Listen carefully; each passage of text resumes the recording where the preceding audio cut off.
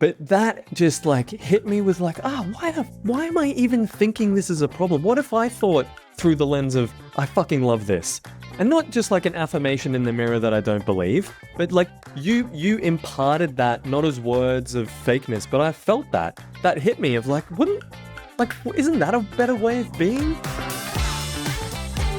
Hey, welcome to the Agency Hour podcast, where we help web design and digital agency owners create abundance for themselves, their teams, and their communities. This week, we're joined once again by Simon Kelly, CEO and Head of Growth at Seriously Good Design. And in this episode, we're exploring why showing up still matters, even when you're already successful. We dive into Simon's belief in surrounding yourself with new thinking, how he engineers ROI from live events, and why unstructured, organic conversations might just be a better approach to gaining objective assurance. Lots of buzzwords. We also talk about the role of mentors in helping agency owners get clear on what's next and how letting go of the guru persona can actually unlock better results for your audience. All that and a whole lot more. I'm Troy Dean. Stay with us.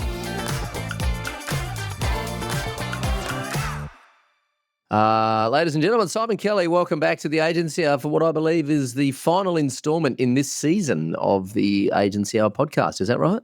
It is good to be back. We had a plan to do 10 and see how that goes. We've been varying between themes and topics, so interested to hear from listeners if there are any still getting around, what they've thought of the last couple, and they haven't all been me, but yeah, I'd love to know, should we keep going? Is there a better theme? What should we do less of? What should we do more of? And see if we can do another season. But for now, this will be the last one. And so what we're going to do is we're going to ask you to text Simon on his phone number, which is 04.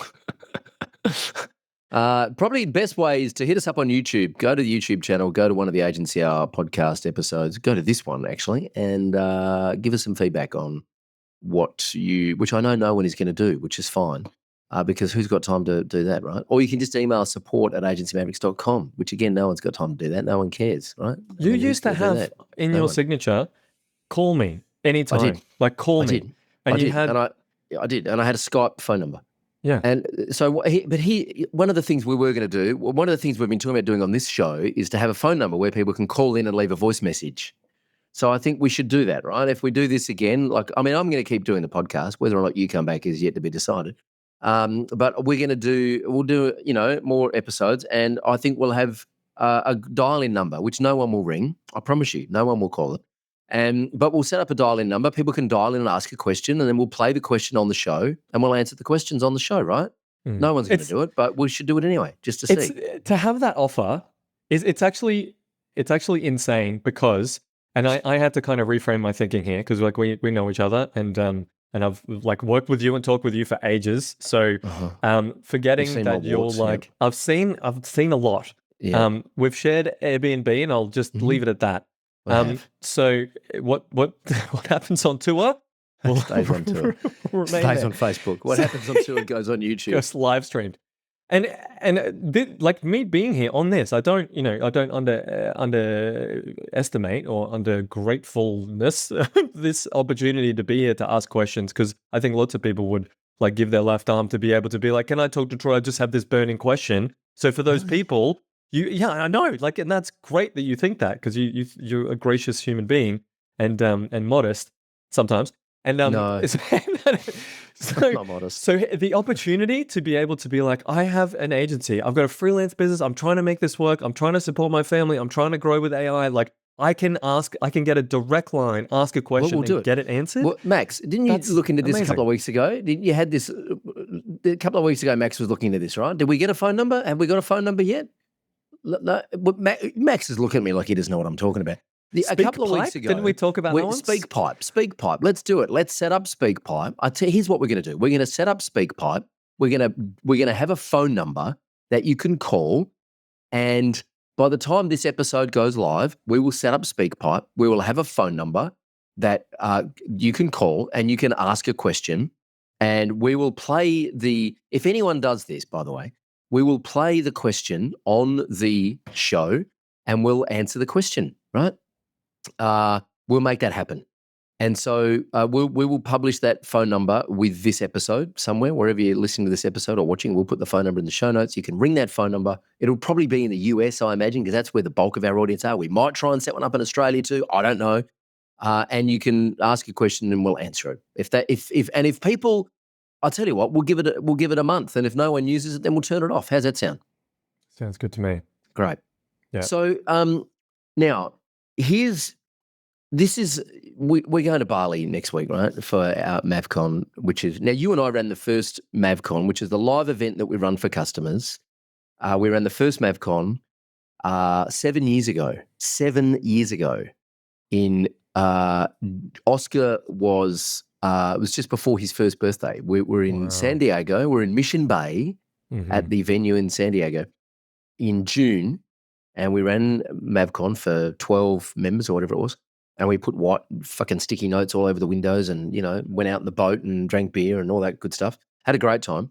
And this year, we're going to Bali, and it is the 21st MAVCON. So we're actually celebrating our 21st birthday in Bali. Yeah, 21 events we've run, 21 events. That includes our online events. I think we've run a handful of online events. We've been to San Diego, we've been to Santa Monica, we've done it in Melbourne, we did it in Thailand. Mm-hmm. Koh Samui, that's right. We went to Koh Samui. Now we're going to Bali. And so, we've been to Santa Monica. A lot of people have been to these events over the years, and a lot of people can't make it. Why do you keep going to these events? I keep going to these events because people pay me and I have to turn up, and I'm contractually obliged to do that. Otherwise, I wouldn't go. But other than that, why do you go to these events? Why do you keep turning up? Apart from you usually get up and speak and flex a bit, which is good. But apart from that, as an agency owner, why do you do it? It's being around the kind of thinking that I don't get exposed to enough online or in my day-to-day. So like as the owner of the business, I want to hear from other business owners. I don't want to watch a YouTube video. I don't want to read another article. I want to know I want to cut through all of that to know what's been applied practically and is working through the lens of doing stuff, trying, failing, and what's working. So being around that kind of thinking, I just can't help but level up. It's great. It's like a shortcut for me. But can't you do that? Like, do you have to go to Bali to do that, or San Diego, or like? Yeah. Well, the good thing is someone else is organizing the whole thing, so I just have to rock up. So there's that bit. So on the one hand, I could be like, all right, I'm going to set up the event. I'm going to invite all these people, try to get them there, do the MC, like have a reason for them to come along. That's expensive in itself. Or Troy's doing it and I'll rock up. That's a lot easier. Mm-hmm. And it's a good, Bali's great. It's a good excuse to get. It's expensive, right? Exactly. It's expensive for you to go, right? So how do you... Time investment, cost investment, taking 3 people out of the business to come along. How do you measure the ROI? Because we've been running events like this for 7 years, right? Even before that, I was running some meetups. I think the first mastermind I ran was in Philadelphia in 2014 or something, right? We did New York in 2016. So I've been doing this for over 10 years, running events for over 10 years. I've been attending conferences and events like this for 15 years, right? And I just spoke at the High Level Summit. I've got my lanyard here somewhere. Last week I went up and spoke at the High Level Summit. And I'm just about conferenced out, right? Like I had this premonition. I was talking to Max yesterday. I had this premonition where I'm in Bali next week. It's Monday morning. I'm in the pool doing backstroke, getting my stomach sunburnt. And it's like 5 to 9, and Max and Jane are like, Troy, where's Troy? Come on, get out of the pool. We've got to go. And I'm like, fuck off. Do it yourself. Like, I'm just going to hang out in the pool. Like, just come and stand at the pool and ask me questions if you want. Like, I'm done. Like, I'm almost conferenced out, right? So why? And so here's what happened. I went to the High Level Summit. I spoke on the Tuesday morning at 9:45 to 10:45.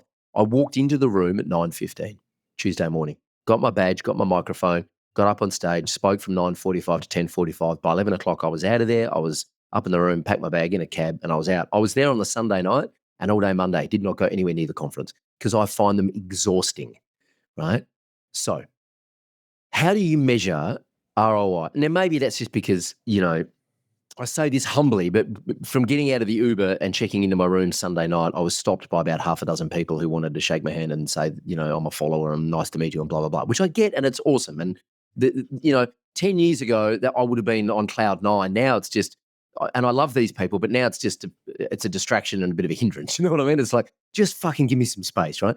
And maybe that's just because I'm a bit old and I've been doing this a long time. And it's like, because here, and what's said before, like I'm not humble, but what I know to be true is that meeting me or your guru or whoever it is in real life is not going to change anything, right? It's like it's not gonna. It's you're not going to come back to the office and go, well, I went and met Tony Robbins, and so now all of a sudden I'm going to change my daily habits and have a new outcome. It's not.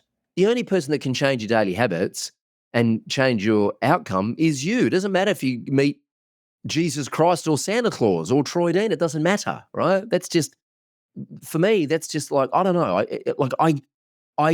Back in the day when I was younger and starting out, and I wasn't so jaded, I would go and meet my mentors and the gurus that I followed online, and I would be very excited about it. I would also come back and within a couple of months realize, you know, that I have to make change. I'm the one that has to change things. So my question for you is, how do you measure ROI on these events, and what do you do after these events to make sure that they're not just a little bit of, mental masturbation or a business holiday? Which, if that's what it is, it's fine. But let's just call it for what it is. I'm doing a great job of selling this, aren't I? You should all come to. You can't come to Bali; it's sold out. But if if there were tickets, you'd be rushing to buy them, wouldn't you? Yeah. Yeah. So, I will answer those questions right now, but I do want to, after that, circle back to what you're saying around like meeting the people that you admire or aspire to be doesn't change anything, because I have a slightly different perspective from my own perspective around that. But first, how do I measure ROI? So something I learned from Brooke Castillo, or just heard from Brooke Castillo and decided to take that on, and was like, it's like ROI for something like this for me. And I'm saying it like it's for everyone, but like it's a decision to make it a return on investment. So I'm going to go to this and I'm going to choose to make this a 10x return for my business. So that's the decision. Not like I'm going to go there and it's like passively, I could be like, I'm going to go there and, I'll just be open and see what happens. That's one way to look at it. And that's fine. But that's not going to be the thing that's going to help me filter through the information that'll come, because there'll be potentially lots and it's not all going to be relevant right now.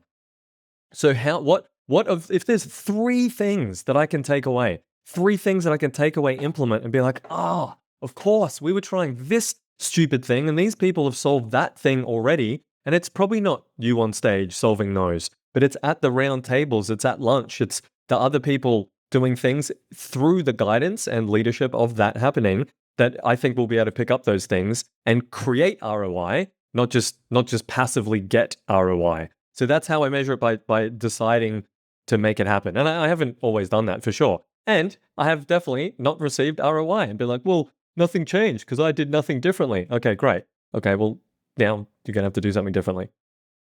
So I'll keep coming to these things for that reason. But I totally get conferenced out through the energy of the different people, but I don't go to that many. So it's not. Yeah. Okay. I'm fine. I've been house sitting for like 2 years, traveling around in a van. So I'm like, the pendulum's ready to swing and let's go to Bali. Yeah. You're ready for some more grown-ups, right? Yeah. And I guess it is like, and again, I say this, we're at these events, because I publish a podcast and, speak my opinions on YouTube and have a blog and we have a program and all that kind of stuff. And I've spoken at events and I put myself out there as not a guru or an expert. I put myself out there as just someone who's figured some shit out and is sharing their knowledge.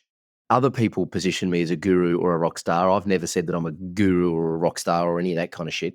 But other people, I understand why other people see me like that. And so and again, I just say this because the experience is very different when you're at a conference like this, when you're in that position, and you've experienced this a little bit as well. I mean, when we're out in the States and people are like, oh my God, Simon Kelly from Australia's here with, Mavericks Club. And it's like, people just tell you their life story, right? And it's like, once you've heard 30 life stories in a day, it's like, oh, for fuck's sake. Like, I get it. And I empathize with all of you and I love you all, but please, like, I'm not your psychologist or your life coach. Like, it's amazing the kind of shit that people tell you. It's like, why are you telling me about your childhood trauma? Like, it's like, I'm not equipped to deal with this. Like, I can help you grow your agency, but, and so it just gets kind of exhausting, I think, because you're listening, you're taking on so much of people's stories, and which is, an honor and a privilege, but it does get a little exhausting. So anyway,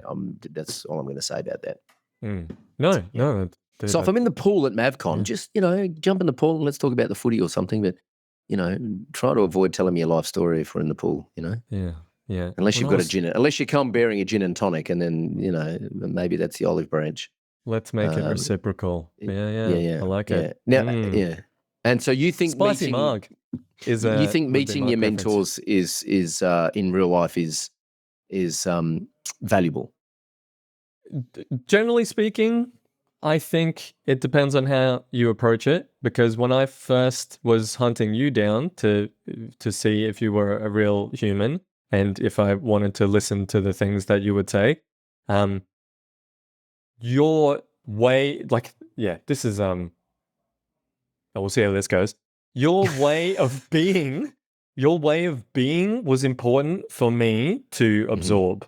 Like, not what you're saying, it's how you're saying it. And you said something and your way of saying it changed my life. Wow, Jesus. So sorry. No, in a really good way, And I'm a little, I don't know about ashamed to admit it, but I've said that now. We were in your office at a Revolver upstairs where you were with gin, not the alcohol, but the human. Yeah. Well, And yeah, well, yeah. So we were walking to get a coffee. There was just upstairs, I think a pod machine, whatever. There was something in the kitchen. So we're going over to have a coffee, and I was like, you were upbeat and you were energized. Maybe it was your 10th coffee of the day. I don't know. Maybe you were drinking gin, but anyway, you were upbeat and you were energized, and I was a little demotivated, and I was like, I was thinking in my head, working with clients is difficult, and I want to kind of bond with Troy over how difficult clients are. I didn't realize I was thinking that, but on reflection, I was kind of thinking that. And I was like, how is it, you got to, you kind of have to meet these deadlines and get this work done, and you're under pressure. It's really hard doing that for customers and clients. Hey, expecting you to just be like, yeah, I know, it's, what a nightmare, something like that. And you go, I fucking love it. And I was like, whoa, shit. What do you mean? And you articulated that in the way that you get to work on the launch. You were doing lots of launches back then, I suppose. Yeah. You would, and maybe your launch burnt out, conference burnt out. It's a different world for Troy right now. Yeah. Values have changed, but your excitement, well, I didn't have kids back then either, so exactly. What you valued at that time is different to what you value at this time. And but that just hit me with why am I even thinking this is a problem? What if I thought through the lens of, I fucking love this? And not just an affirmation in the mirror that I don't believe, but you imparted that not as words of fakeness, but I felt that hit me of isn't that a better way of being? Isn't that a better way of approaching this? You idiots. Clients are difficult. Yeah, great. And now you talked about this on recent episodes. If I think through the lens, clients are difficult, I'll go out of my way to prove that clients are difficult and look for more evidence to back up that belief. You, through the lens of, I fucking love this, will go looking for more opportunities to fucking love something. And that just hit me so high. Dude, this is a choice, man. You can choose to enjoy this, or you can choose that this is hard. So that's interesting. I mean, the context is that I'd spent, my 20s driving around the country trying to sell shampoo and hairspray to hairdressing salons in the middle of fucking nowhere. And so working on the internet, building websites for clients, for me, I felt like I'd landed in heaven, right? So it is relative. And I absolutely hated my job as a traveling salesperson. And, staying in crummy hotels in, the middle of fucking rural Victoria and getting up in the morning and, trying to sell expensive shampoo to a hair salon that didn't give a shit, literally getting kicked out the door. And so relatively speaking, it's been incredible. But very different experience. But I think what's interesting you mentioned here is the thing about the conferences that I find that you can't replicate online is the conversations that happen from the meeting room to lunch, the walk to the pool, or the walk to dinner at night, right? Those conversations are, because you can watch the sessions online, you can hang out in masterminds online, you can network in Slack, but it's those water cooler conversations, really. It's the ad hoc, offhand conversations where people aren't on stage, there's no performance involved, we're not teaching anything, we're just hanging out as humans having a conversation. those are the most valuable conversations I think that happen at the conferences. And so if there's, in fact, this is why I think Chris Lemmer, when he does Carbo Press, it kind of does an unconference. I mean, there are no sessions, there are no speakers. They just hang out in the pool and chat. And it's like, well, that guy over there is doing this. You should go and chat with them. And Jane over here has got, 14 team members based all around the world. Go and talk to her about managing a remote team, right? And there's no hierarchy. There's, it's a complete unconference, which is something that if we continue to do live events, and that's a big if, because, something has to change for me in terms of doing live events just to keep me invigorated in the process, right? If I'm to continue to run live events here for our customers, the format needs to change, I think, right? I love being on stage, as you know. I'm a born performer. I love the attention, but it's also in this context of what I'm doing right now with this business, it's very exhausting. And I also feel like I've done it. I feel like I've said everything there is to say about growing an agency. And if you're still here and you're still looking at me for the answer, it's like I'm now kind of getting a little bit pissed off. It's like, well, have you not been fucking paying attention? Like, go and read the blog, listen to the podcast, follow like it's all there. What are you here asking me questions for in San Diego? Like, just go and watch the YouTube videos or listen to the podcast. It's all. I mean, I'm going to write a book at some point. Like, it's all there. Do you know what I mean? And so, I'd rather just hang out at the pool and have those organic conversations that come up without structure and without agenda. I think that's the future of events. That's the kind of event that interests me. Mm. Yeah, I can totally see that. I remember we were talking to Ed Dale around running the first event because we were like, well, okay, well, here's what we're thinking, and then you brought him in to get some advice from him, and your memory might be slightly different and more accurate than mine, but he was like, guys, you're working way too hard. Here, let me just simplify this. What you want to do. And he's like, this will be more valuable and this will be way less work for you. So you don't end the day pissed off, out of energy, and not want to hang out with anyone. So you get them to be working with each other, masterminding, get the post-its up, and they're masterminding. They're not looking to you for every answer to every question. You set the frame, set the context, and they get to work. And that, not saying, do that again, but that was like, wow. It's like you're working way too hard and probably not getting as good of a result by trying to be the rock star, not intentionally, but trying to be the guru, trying to be the person. And the event that we ran in Melbourne, it was like I was so stoked and proud, put the workbook together, put the agenda, but it was fucking exhausting and probably way better that they're just like, hey, go have sausage rolls together and have a drink, have a coffee. That would have probably been just as... They don't need more information. We literally have all of the information. A robot will tell us whatever answer, whatever at any time. That's not the thing that they're lacking. That's right. What I mean, the whole... When I say I'm in that. Sure. Me, I'm not lacking information. Sure. Yeah. This whole business model is interesting for me because, what is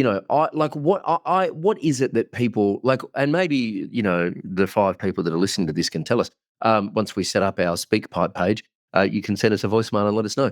But what is it, like, why do people look for a mentor or a coach, right? Like, for me, it's not about information because I realized a long time ago that whatever you need to learn, you can research it online. If you know how to use Google and YouTube, and now, AI, ChatGPT, Claude's fucking amazing. GetPoppy.ai. I'm going to put my affiliate link in the show notes here for GetPoppy AI because GetPoppy AI is amazing. It's incredible, right? It's a whole new level of AI, and the default, what I've learned is that a bunch of AI nerds hanging out in GetPoppy, the default engine they use is Claude over ChatGPT, right? So this is why I've kind of pivoted to using Claude. Anyway, any information you need, you can find very quickly. Why I want mentors is because I want to know what I'm supposed to do next. I want to know what not to do because it's probably not going to work. So I want to be able to avoid distraction and avoid trying shit that's not going to work. And I want someone to kind of work with me to go, you should do this now, right? And also someone who can see the much bigger picture and kind of see into the future for me and say, like, I mean, when I had dinner with Nick Tuesday night, we were saying, does software exist in 2 years' time? Like, is software as a service a thing in 2 years' time? Or does AI just build the software that we need in half an hour? Like, I need a CRM that does this and this and this, and it's bespoke for this cohort of clients, and AI just goes and builds it and sticks it on AWS and is done in half an hour. Like, do I need, like, does pipe drive, does high level exist in 2 years' time? I don't know. Like, if you think about how fast AI is iterating, right? And so these are the conversations that I want to have with mentors is, what does it look like in 2 years' time? I don't, and like, in terms of like, how do I write a job scorecard? That's fucking easy. If I know that my job right now is to write a job scorecard to hire a project manager, then finding how to write a job scorecard for a project manager would take me 10 minutes if I know how to research and I know how to synthesize information, which I'm good at. But the mentor's job is to help me figure out that's what I should do now, right? That's why but I'm curious, like, why do you seek out mentoring and coaching, and why do you think our clients do? Something for me is blind spots, because I'm in my own thinking habit, activity habits. I'm doing my thing, thinking I'm doing it well, but knowing that I'm probably not. But I don't know what I'm not doing well or what I'm not seeing. So it's like assurance. I don't really use the word assurance very often, but I work with a couple of cybersecurity companies, and assurance is totally a thing. So for my team, as I'm working more with them, they want assurance. So I see them seeking it, and I'm like, oh, okay, this is probably what I've been seeking. Because changing direction, changing activity goes against productivity. It goes against building something. So sticking with something long enough to get a result, I want assurance that I'm, like, one, not missing something completely obvious and I'm wasting my time over here. And two, that is going to have that payoff that I think it's going to have. So I want that assurance from a qualified voice, not an opinionated voice who's just like, I reckon, blah, blah, blah. It's like, well, I want a qualified person to give me assurance. So I want to hire them to help me think, and they have an objective view, because I'm subjectively being like, but I'm already on this train. Like, get off the train, go somewhere else. So that's what I want. Assurance, objective assurance. Got it.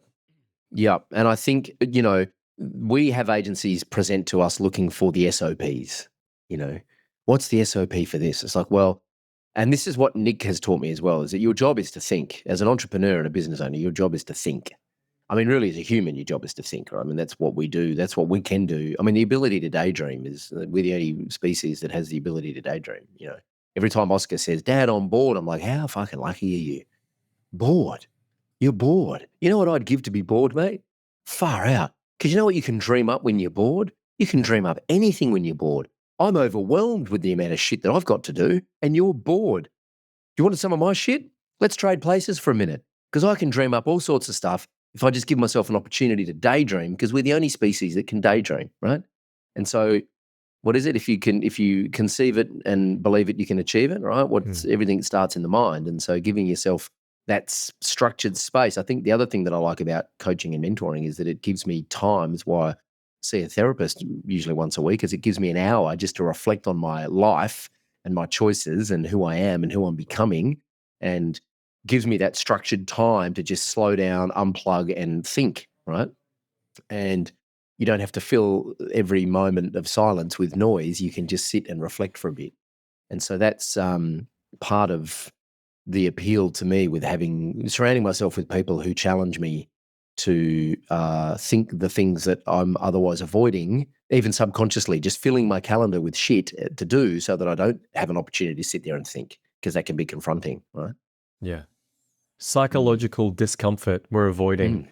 So I was talking to someone yesterday about this, that, like, great, we've got these AI tools and we've got all these things to free up our time. How good's that? We're going to free up our time so that we can load all of that free time with more shit. So then we have no time, because we're not making time to use our imagination, to visualize, to think of a better future. We're just going to fill it because it's quite uncomfortable to sit there and use that imagination part of our brain. I mean, I read the what's his name, the almanac of Ravi Naval Ravikant. Naval Ravikant, right? Far out. It's good. Hey, One so sentence and you're good. like, oh my God, It's I'm going to so sit on good. that one for a month. I mean, I just think if you just take a minute and realize how, I mean, I'll be 52 in September. I know that's hard to believe, but I'll be 52 in September, and I'm in the back half at least. I'm probably in the back third, I reckon. Right, like if the average life expectancy for a male is about 80, I'm almost in the back third, final third of my life. Right, I've had friends die at 46, 56, 58, early 60s. Right, so to say that, I remember my grandpa in his final years, I said to him one day, how you going, Pop? And he said, well, I'm not going to start reading any thick books, am I? I was like, fucking hell, Pop. But he said, well, he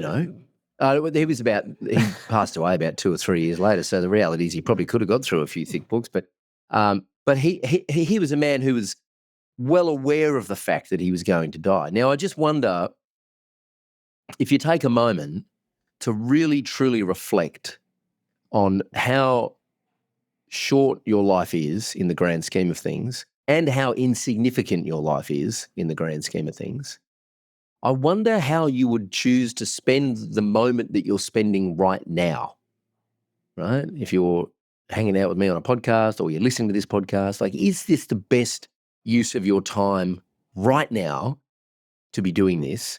And I wonder, because what I learned from reading the almanac of Naval Ravikant is something I don't even know what the phrase was, but there was kind of an overarching theme in that book that's like, he just thinks at such a level that most humans will never get to, because we're so busy doing these pointless fucking things that mean nothing, right? That just help us stay comfortable and feel safe in our routines, right? It's like, someone said, if you brush your teeth the same way every single day, how do you expect your life to be different?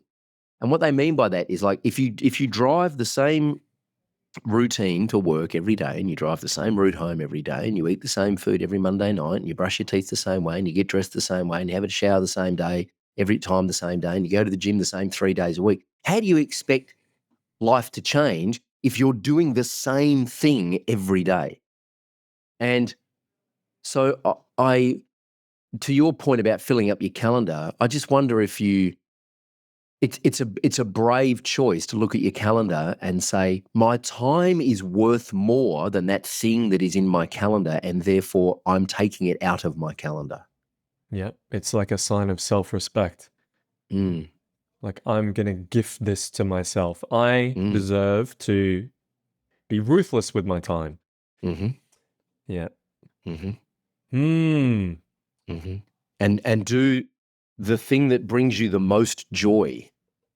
Now, obviously, we live in reality. Like, we need to do the dishes and pay the bills, right? But if you don't have, I don't know, man. Like, I'm down to, I mean, Mondays I don't work. Fridays I do 1 hour in the morning, and then I'm playing music. Mondays and Fridays I'm working on music projects for the pure joy of it. There's no commercial business model there. There's absolutely, in fact, it costs me a shitload of money to work on my music projects Mondays and Fridays. And I can tell you now, Tuesday afternoons and Thursday afternoons, I'm also working on music projects. I'm really down to like 3 half days a week in this business, and I'm trying to eliminate that as much as I can too, so I can really just focus as much of my time on playing and listening and creating music videos and talking about music, right? Because that's the thing that brings me the most joy in my life and makes me a better person. And so the team that I've assembled here are doing an amazing job, and I'm still actively involved in the business, and I probably always will be because it's my business and I'm the shareholder. But I'm actively, intentionally filling my calendar with as much joyous activities as I possibly can. My word for the year is joyousness, which I made up on New Year's Eve camping around the campfire. And when someone said, "What's your word of the year?" I said joyousness. And so I just wonder, I challenge anyone listening to this to look at their calendar for the next week and just ask yourself, how much of my calendar is providing joy? There's a question. Yeah, I mean, I think that's gold. It's a great filter, and it's probably very revealing. And one of the things I've been looking at as well is the question, like, is this serving me? And maybe that's not quite as joyous. Yeah. It's a little bit not quite as like uplifting. Well, it depends on how much you value joy. I mean, look, if you value joy and I look at my calendar and go, is this serving me? The question is, well, is this providing me joy? Yeah. And if the answer is no, then why am I doing it?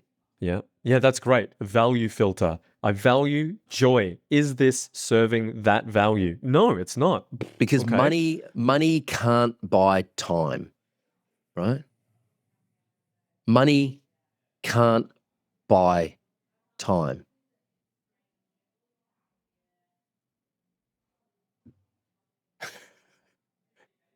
Pause for dramatic effect. Let it land. So, where is it? Oh, hang on. There we go. Wrong. It was supposed to be dun, dun, dun. Money, if money can't buy time. Still haven't worked out how to use that thing, hey? Right? I know, I've had it for 10 years. If money can't buy time, then if you look at your calendar and go, why am I doing this thing? Well, because they're paying me. But money can't buy time. The time that you're going to spend doing it is gone forever. You'll never get that time back. So is the money that you're getting for that time worth it? If money can't buy time, the answer is no. No amount of time is worth any amount of money to do the thing, because I don't believe money can buy time. Money can't buy time because time is gone. You can never get it back. So if you give me $10,000 for an hour of my time to come into your agency and wash the dishes and fucking fire someone who should have been fired months ago, but you haven't got the balls to do it, or whatever it is, right? And I go, great, you just pay me 10 grand and I had to go through that for an hour. I never get that hour back. That hour of my life is gone. We've all been to see a bad concert or a bad movie and gone, I don't care about the $50. I want those 2 hours of my life back because that was a complete stupid movie, right? If money can't buy time, then no amount of money is worth the hour that you're giving up for that money, right? And so therefore, the only reason that you should spend that hour doing that thing is if it brings you some kind of joy or serves or is educational or makes you a better person. And so if it's not doing any of those things and you're just doing it for the money, well,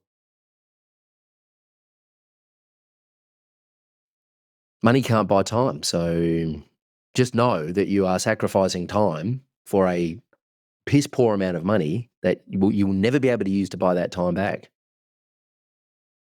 Anyway. Yeah, it's deep, and there's an investment of time and money coming up as we go over to MAVCON. So it's we're going to see if that's not see if it's worth it, because that's not a good mindset, from my humble opinion. But how will I, is the question for me, how will I make this a return on investment? How will I make this something that I'm like, I'm so stoked that I went to that. That was awesome. Yeah. And I'm sure I'm sure it will be amazing. We'll send a bunch of photos and videos. We'll give you all FOMO. We'll publish it all on the socials. And I'm sure that everyone will have a great time, and everyone will, give it 10 out of 10 as they do when we do the post-event surveys. And I'm sure everyone will have a great time. I just thought it was worth having the conversation. It's like, don't think that just going to an event like this is going to change your life, right? Going to an event like this, being engaged, having conversations, being vulnerable, telling the truth, connecting with people, that it's the conversations in between the sessions. They're the things that, because I'm just going to say the same thing I've been saying for the last 15 years. So, there's not going to be much new from me. Sorry to disappoint. It's the conversations in between the things that are going to be life-changing. So, could you? Yeah, exactly. That's right. There we go. That's it. Yeah. While you're in the crowd, just sitting in the front, like, cardboard cutout. Cardboard cutout. Just heckling yourself.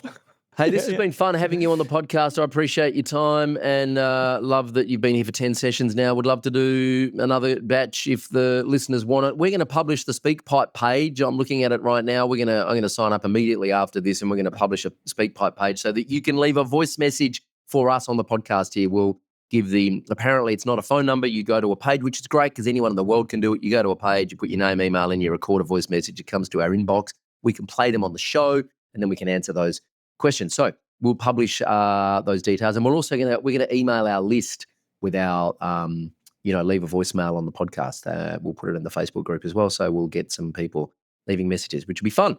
Love it. Dude, looking forward to hanging out in Bali in 10 days or whatever it is. And looking forward to drinking some bintang with you around the pool. That's it, should be good. Yeah, talking footy. Talking footy, exactly. Cool. Thanks for being a part of it. We'll see you again soon on the Agency Hour. Wicked. Thanks, Troy.